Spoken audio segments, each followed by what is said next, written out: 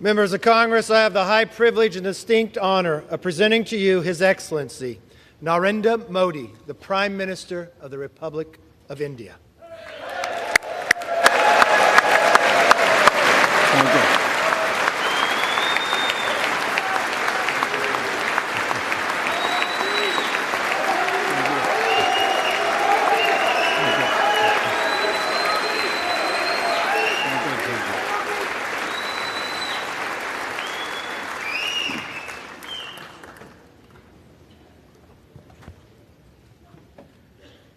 Mr. Speaker, Madam Vice President, distinguished members of the U.S. Congress, ladies and gentlemen, Namaskar.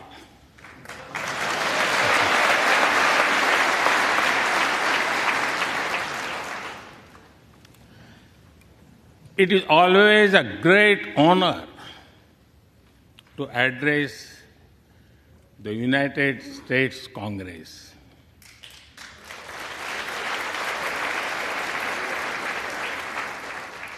It is an exceptional privilege to do so twice.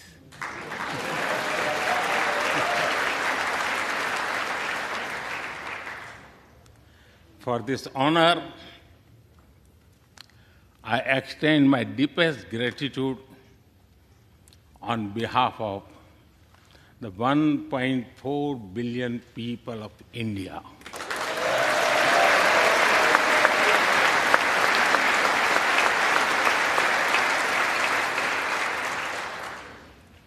I see that nearly half of you were here in 2016. I feel your warmth as old friends. I can also see the enthusiasm of a new friends in the other half. I remember Senator Harry Reid, Senator John McCain, Senator Orrin Hatch, Elijah Cummings, Elsie Hastings, and others who I met here in 2016 and who are sadly no longer with us. Mr. Speaker, standing here 7 Junes ago, that is the June when Hamilton swept all the awards,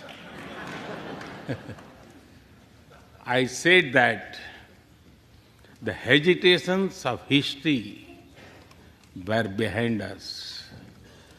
Now, when our era is at a crossroads, I am here to speak about our calling for this century.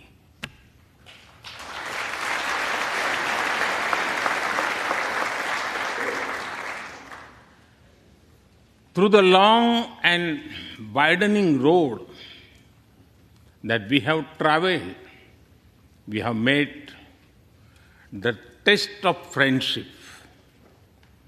A lot has changed since I came here 7 summers ago.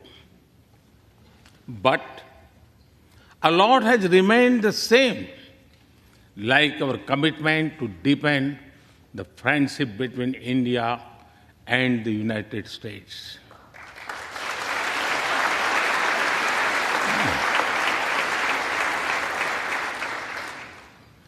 In the past few years, there have been many advances in AI, artificial intelligence.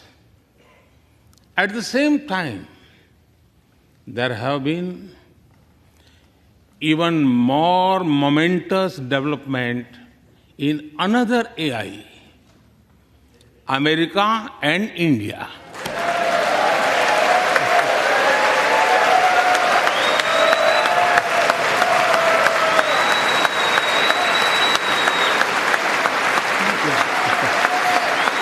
Thank you.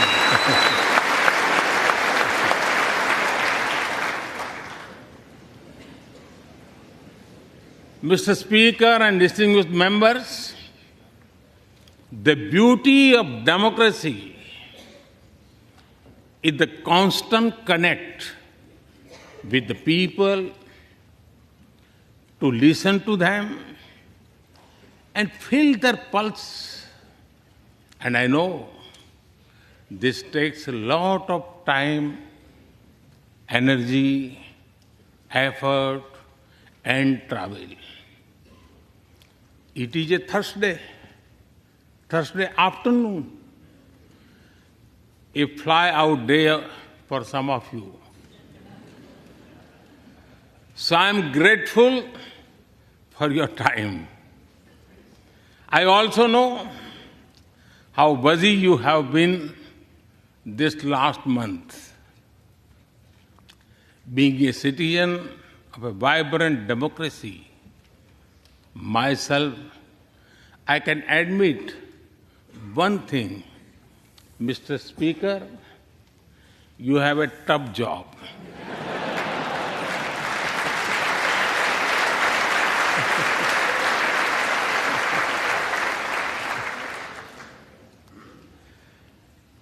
I can relate to the battles of patience, persuasion, and policy. I can understand the debate of ideas and ideology. But I am delighted to see you come together today to celebrate the bond between world's two great democracies, India and the United States. Thank you.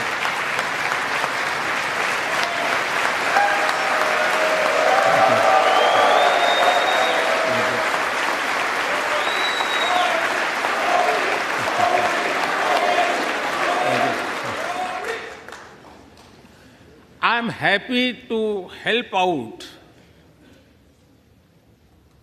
I'm happy to help out whenever you need a strong bipartisan consensus.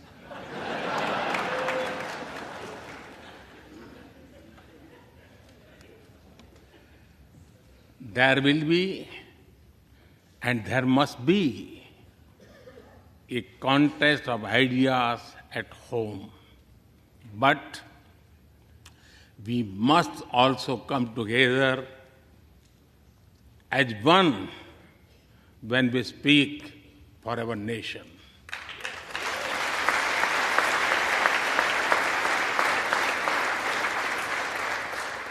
And you have shown that you can do it. Congratulations.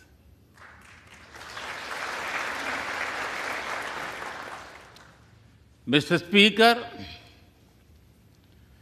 the foundation of America was inspired by the vision of a nation of equal people. Throughout your history, you embraced people from around the world, and you have made them equal partners in the American dream.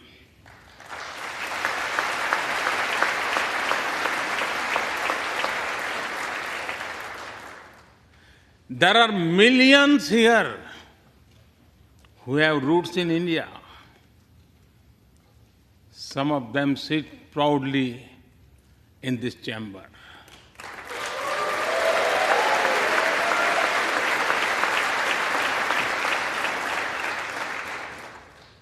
And there is one behind me who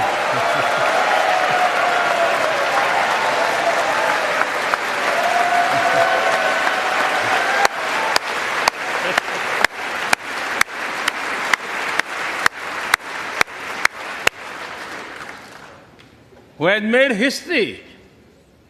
I'm told that the Samosa caucus is now the flavor of the house. I hope it grows and brings the full diversity of Indian cuisine here.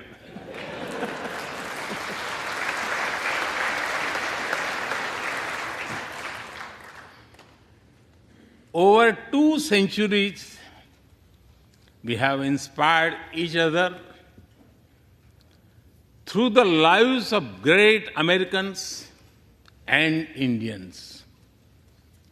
We pay tribute to Mahatma Gandhi and Martin Luther King Jr.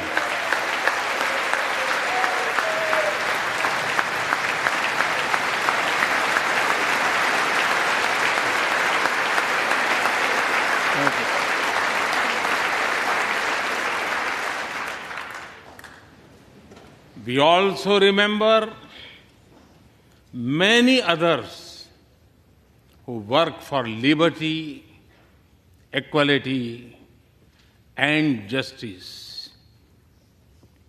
Today, I also wish to pay heartfelt tribute to one of them, Congressman John Lewis.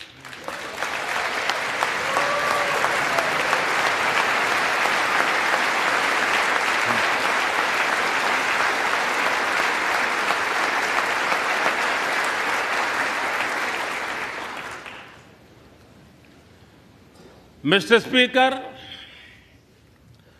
democracy is one of our sacred and shared values.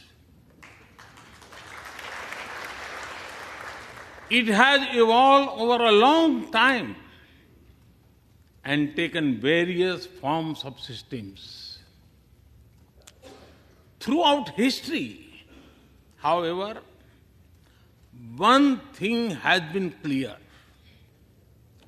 Democracy is the spirit that supports equality and dignity.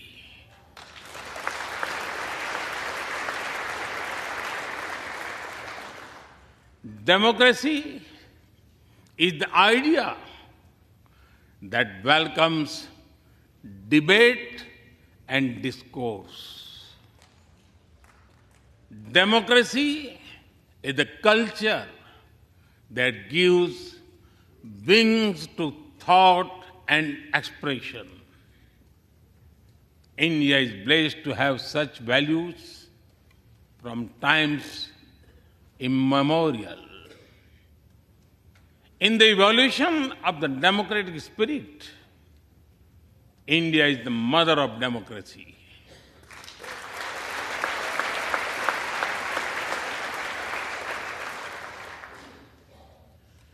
Millennia ago, our oldest scripture said, Ekam Sat Vipra Bahudha Vadanti. It means the truth is one, but the wise express it in a different ways. Now, the US is the oldest and India the largest democracy. Our partnership augurs well for the future of democracy.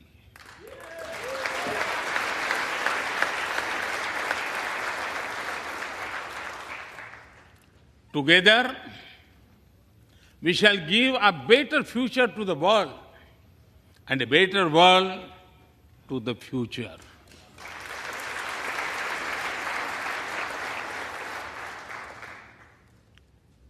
Mr. Speaker, last year, India celebrated 75 years of its independence. Every milestone is important, but this one was a special. We celebrated a remarkable journey of over 75 years of freedom after 1,000 years of foreign rule in one form or another. This was not just a celebration of democracy, but also of diversity. Not just of constitution, but also of its spirit of a social empowerment. Not just of our competitiveness and cooperative federalism, but also of our essential unity and integrity.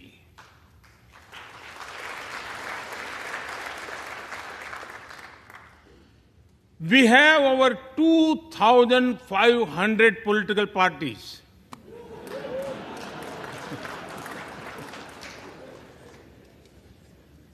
Yes, you heard that right.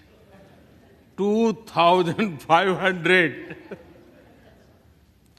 About 20 different parties govern various states of India.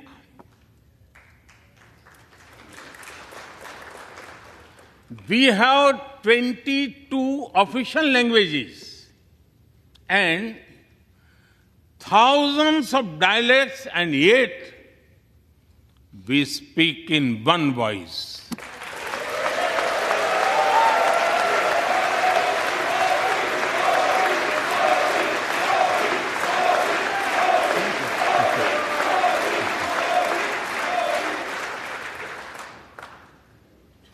Every 100 miles, our cuisine changes. From dosa to aloo paratha, and from Sikhan to Sandesh. We enjoy all of these. We are home to all faiths in the world, and we celebrate all of them.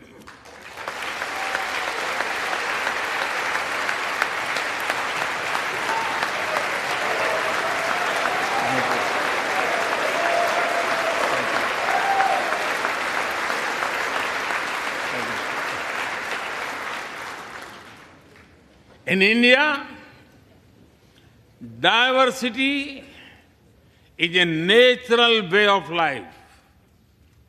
Today, the world wants to know more and more about India. I see that. Curiosity in this house too.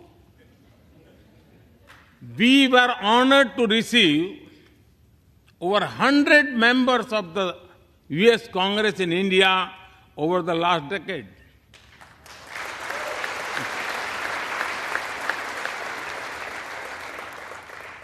Everyone wants to understand India's development, democracy, and diversity. Everyone wants to know what India is doing right and how. Among close friends, I'm happy to share the same. Mr. Speaker, when I first visited the US as a Prime Minister, India was the 10th largest economy in the world. 10th. Today, India is the 5th largest economy.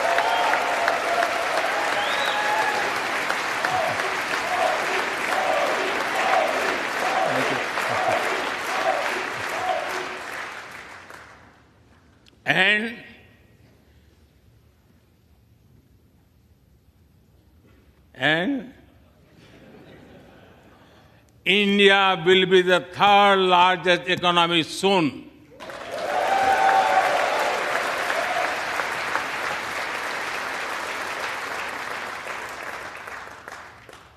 We are not only growing bigger, but we are also growing faster. When India grows, the whole world grows.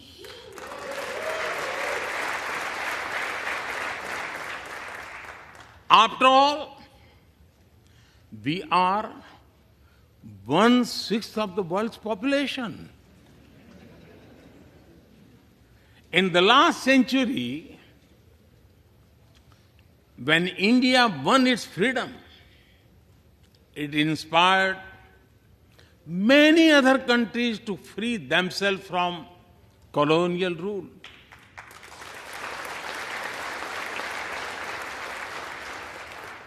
In this century, when India sets benchmark in growth, it will inspire many other countries to do the same.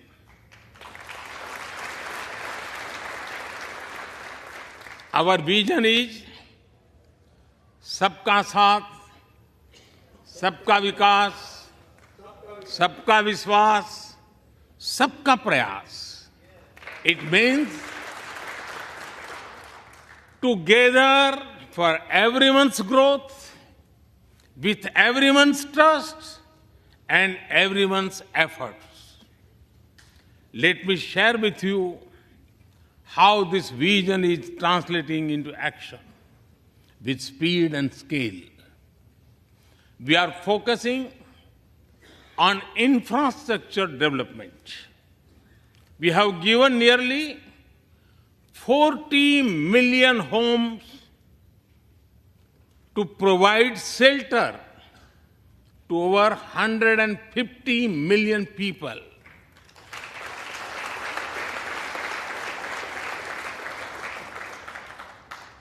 That is nearly 6 times the population of Australia.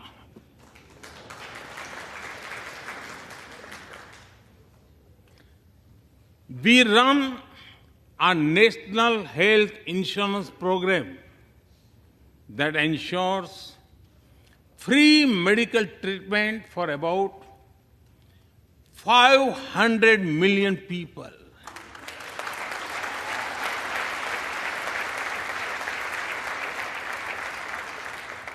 $500 million people, that is greater than the population of South America. We took banking to the unbanked with the world's largest financial inclusion drive. Nearly 500 million people benefited. This is close to the population of North America.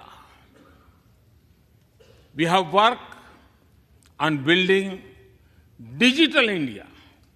Today, there are more than 850 million smartphones and internet users in the country.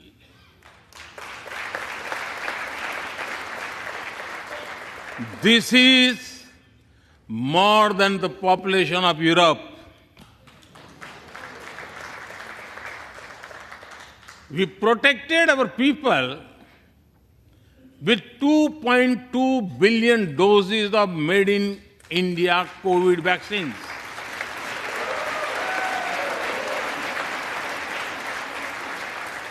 And that too free cost.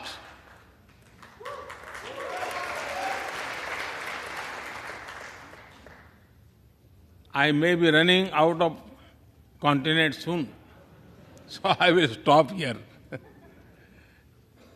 Distinguished members, the Vedas are one of the world's oldest scriptures.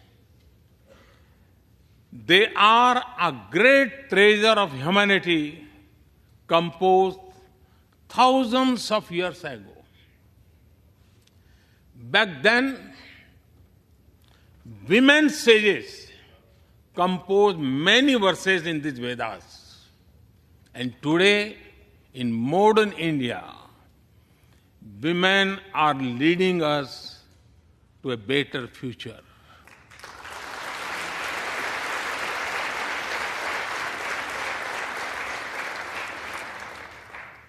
India's vision is not just of development which benefits women.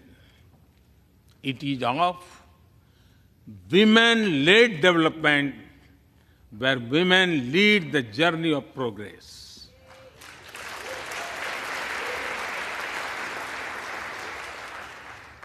A woman has risen from a humble tribal background to be our head of states.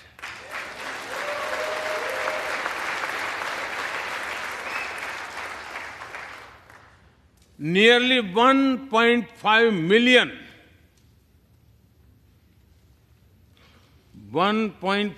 million elected women lead us at various levels. And that is of local governments.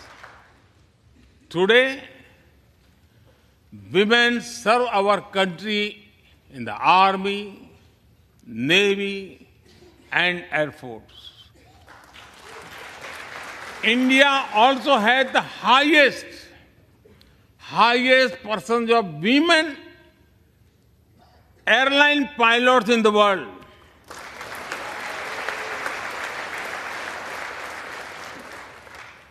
And they have also put us on Mars by leading our Mars mission. I believe that investigating in a girl child lifts up the entire family. Empowering women transforms the nation.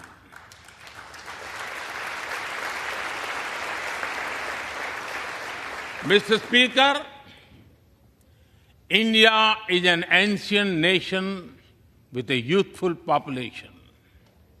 India is known for its traditions, but the younger generation is also making a hub of technology, be it creative reels on Insta or real-time payments. Coding or quantum computing, machine learning or mobile apps, fintech or data science, the youth of India are a great example of how a society can embrace latest technology. In India, technology is not about innovation, but also about inclusion. Today, digital performance are empowering the rights and dignity of people while protecting privacy. In the last 9 years, over 1 billion people got a unique digital biometric identity connected with their bank accounts and mobile phones. This digital public infrastructure helps us reach citizens within seconds with financial assistance. 850 million people receive direct benefit financial transfers into their accounts. 3 times a year, over 100 million farmers receive assistance in their bank accounts at the click of a button. The value of such transfer has crossed $320 billion. And we have saved over $25 billion in the process. If you visit India, you will see everyone is using phones for payments, including street vendors. Last year, out of every 100 real-time digital payments in the world, 46 happened in India.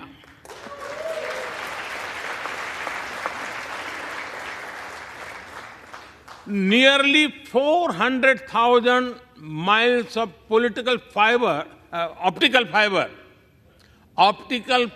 cables and cheap data have ushered in a revolution of opportunities. Farmers check weather updates. The elderly get social security payments. Students access scholarships. Doctors deliver telemedicine. Fishermen check fishing grounds, and small businesses get loans with just a tap on their phones. Mr. Speaker, a spirit of democracy, inclusion, and sustainability defines us. It also shapes our outlook to the world. India grows while being responsible about our planet. We believe, Mata Bhumihi Putro Aham Prithviya. This means the earth is our mother and we are her children. Indian culture deeply respects the environment and our planet.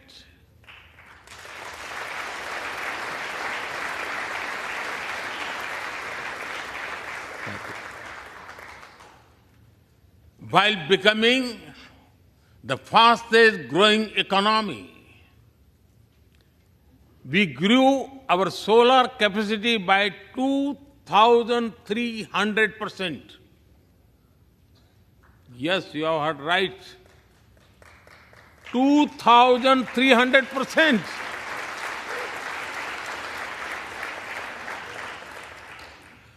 We became the only G20 country to meet its Paris commitment.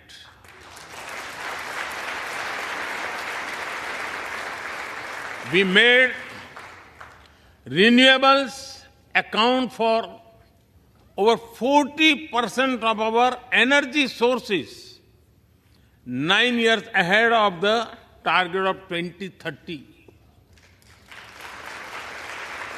But we did not stop there. At the Glasgow summit, I proposed Mission Life, lifestyle for environment. This is a way to make sustainability a true people's movement. To live it, to be the job of governments alone. By being mindful in making choices, every individual can make a positive impact. Making sustainability a mass movement, we help the world reach the net zero target faster. Our vision is pro-planet progress. Our vision is pro-planet prosperity. Our vision is pro-planet people.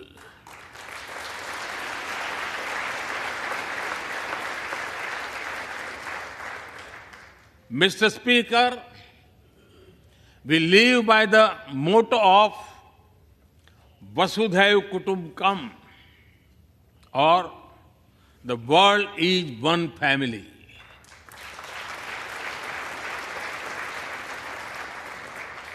Our engagement with the world is for everyone's benefit. The one sun, one world, one grid seek to join us. All is connecting the world with clean energy.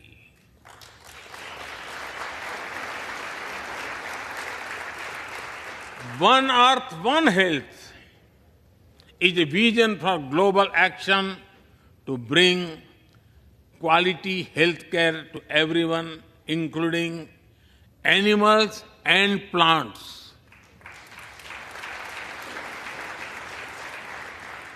The same spirit is also seen in the theme when we chair the G20, One Earth, One Family, One Future. We advance the spirit of unity through yoga as well. Just yesterday, the whole world came together to celebrate the International Day of Yoga.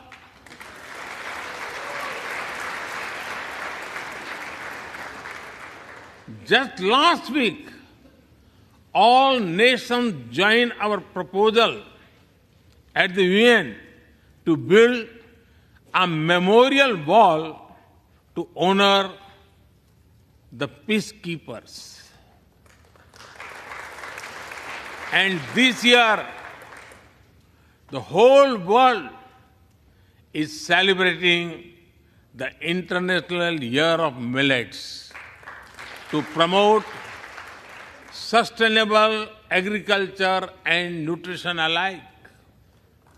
During COVID, we delivered vaccines and medicines to over 150 countries. We reach out to others, being disasters as first responders, as we do for our own. We share our modest resources with those who need them the most. We build capabilities, not dependencies.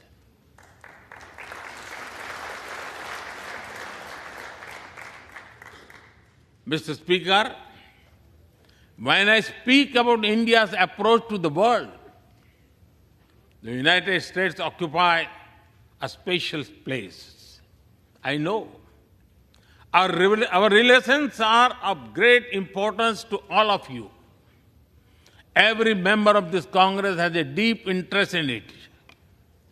When defense and aerospace in India grow, industries in the state of Washington, Arizona, Georgia, Alabama, South Carolina, and Pennsylvania thrive.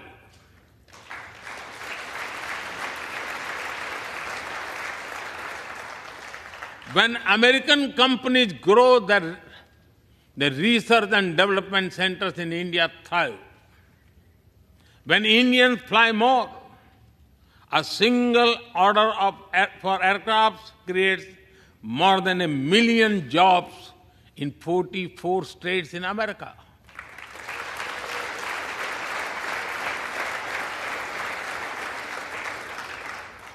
When an American phone makers invest in India, it creates an entire ecosystem of jobs and opportunities in both countries. When India and US work together on semiconductors and critical minerals, it helps the world in making supply chains more diverse, resilient, and reliable.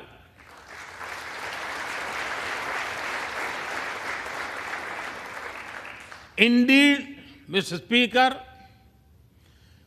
we were strangers in defense cooperation at the turn of century. Now, the United States has become one of our most important defense partners.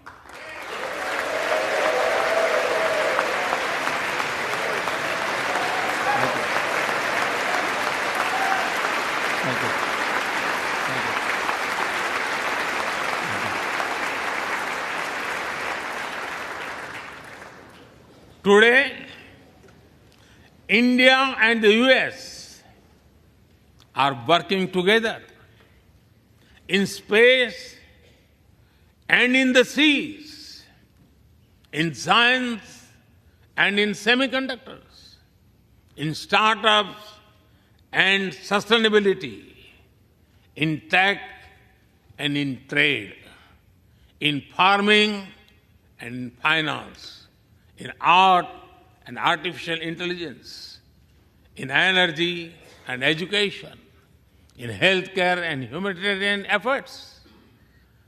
I can go on and go on, but to sum up it, I would say the scope of our cooperation is endless. The potential of our synergies is limitless. And the chemistry in our relations is effortless.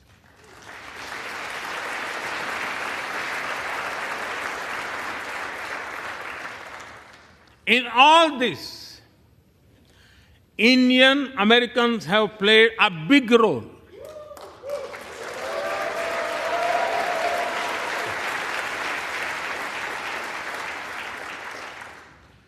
They are brilliant in every field, not just in spelling bee.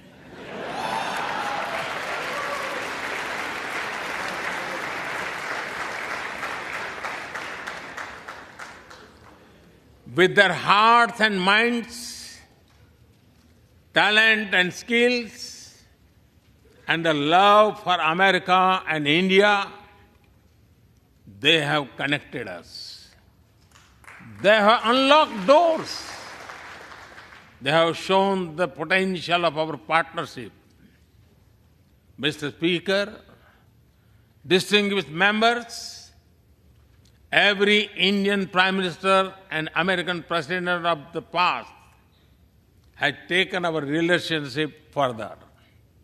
But our generation has to honor of taking it to greater heights.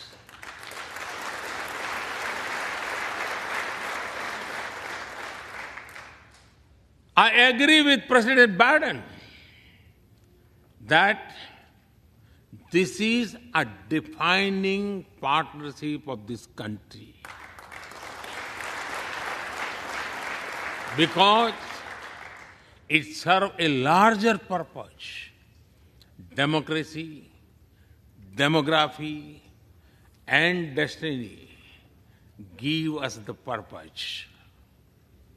One consequence of globalization has been to cover over concentration of supply chains. We will work together to diversify, decentralize, and democratize supply chains.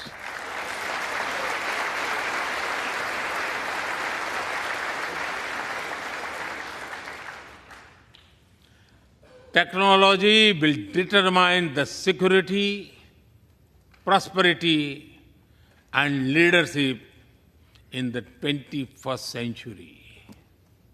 That is why our two countries established a new initiative for critical and emerging technologies. Our knowledge partnership will serve humanity and seek solutions to the global challenges of climate change, hunger, and health. Mr. Speaker and distinguished members, the last few years have seen deeply disruptive developments. With the Ukraine conflict, war has returned to Europe. It is causing great pain in the region. Since it involves major powers, the outcomes are severe. Countries of the global south have been particularly affected. The global order is based on the respect for the principle of the UN Charter, peaceful resolution of disputes, and respect for sovereignty and territorial integrity.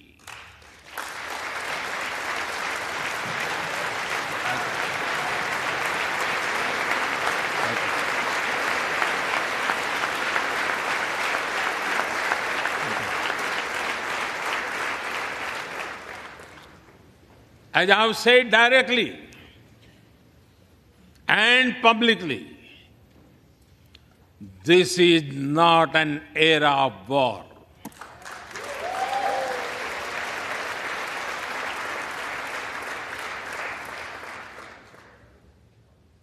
But it is one of dialogue and diplomacy. And we all must do what we can to stop the bloodshed and human suffering.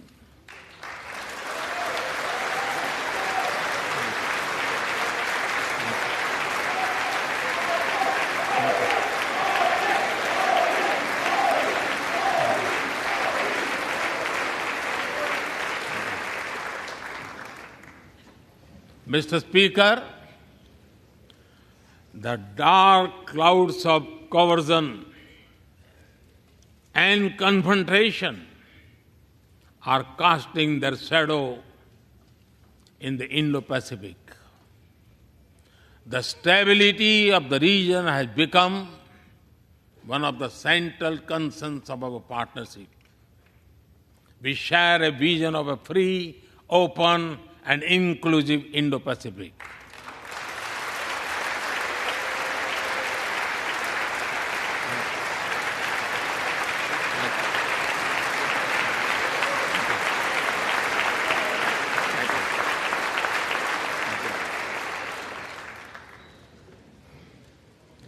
Connected by secure seas, defined by international law, free from domination, and anchored in ASEAN centrality.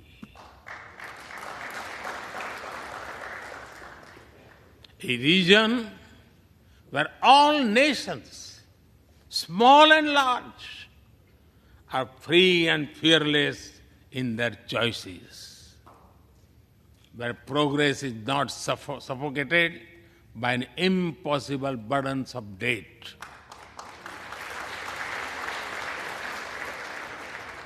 Where connectivity is not leveraged for strategic purposes, where all nations are lifted by the high tide of shared prosperity. Our vision does not seek to contain or exclude, but to build a cooperative region of peace and prosperity. We work through regional institutions and with our partners from within the region and beyond. Of this, Quad has emerged as a major force of good for the region.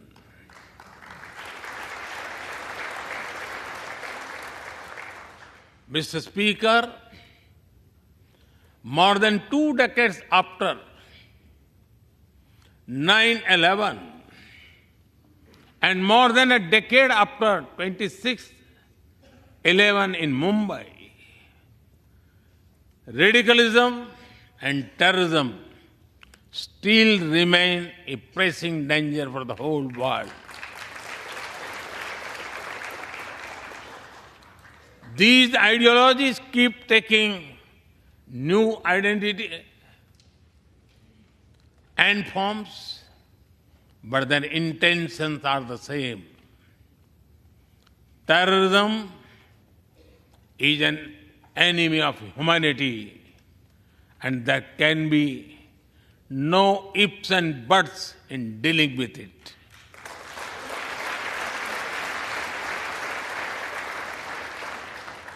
We must overcome all such forces sponsoring and exporting terror.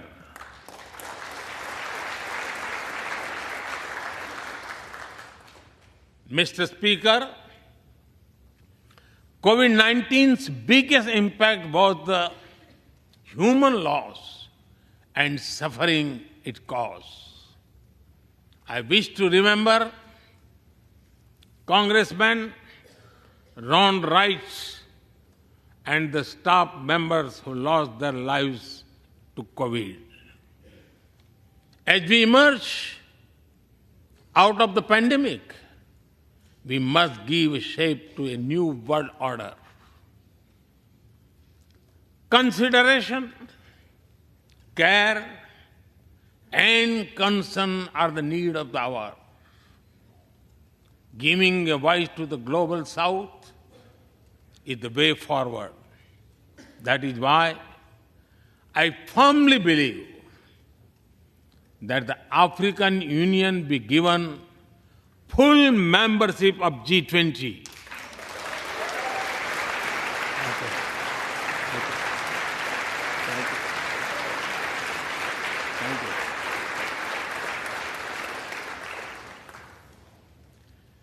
We must revive multilateralism and reform multilateral institutions.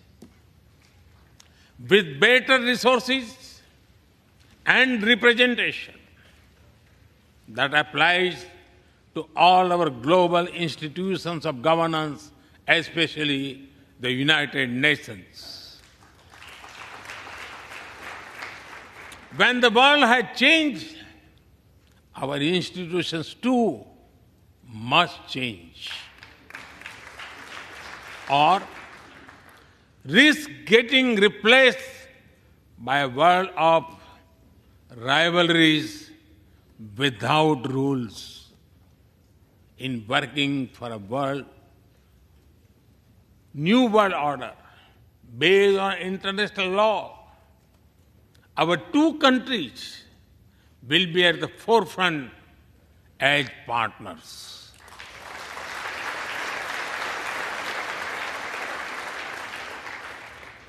Mr. Speaker and distinguished members, today we stand at a new dawn in our relationship that will not only shape the destiny of our two nations, but also that of the world. As the young American poet Amanda Gorman has expressed, when day comes, we step out of the shade, aflame and unafraid. The new dawn blooms as we free it. For there is always light if only we are brave enough to see it.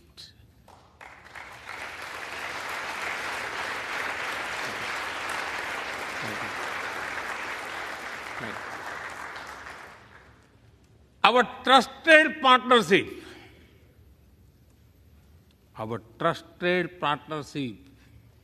is like the sun in this new dawn that will spread light all around.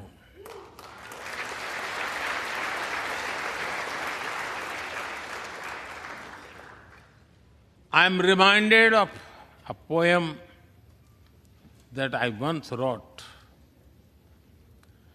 आसमान में सिर उठाकर घने बादलों को चीर कर रोशनी का संकल्प ले, अभी तो सूरज उगा है।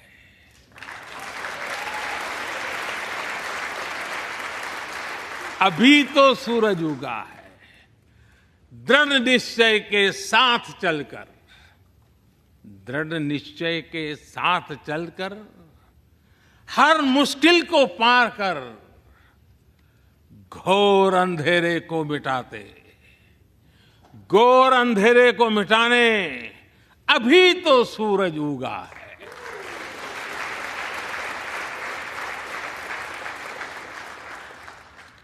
If I were to say it in English, it would be rising its head in the skies, piercing through the dense clouds with the promise of light. The sun has just risen, armed with a deep resolve, overcoming all the odds to dispel the forces of darkness. The sun had just risen.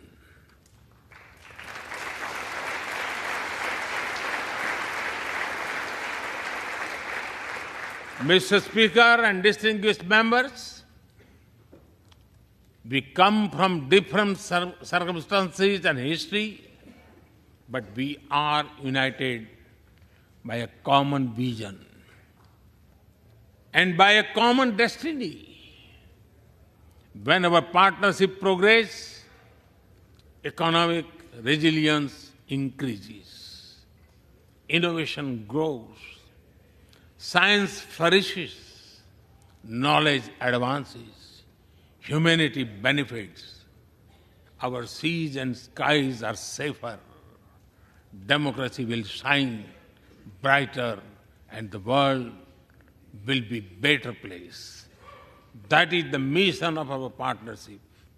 That is our calling for this century.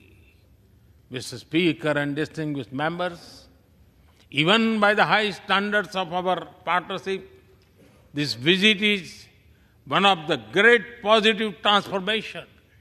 Together, we shall demonstrate that democracies matter and democracies deliver.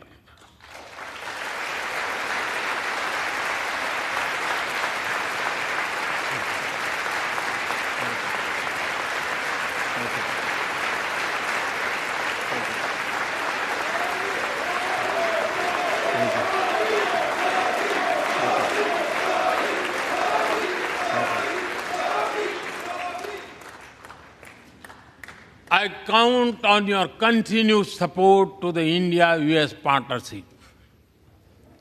When I was here in 2016, I said that our relationship is primed for a momentous future. That future is today.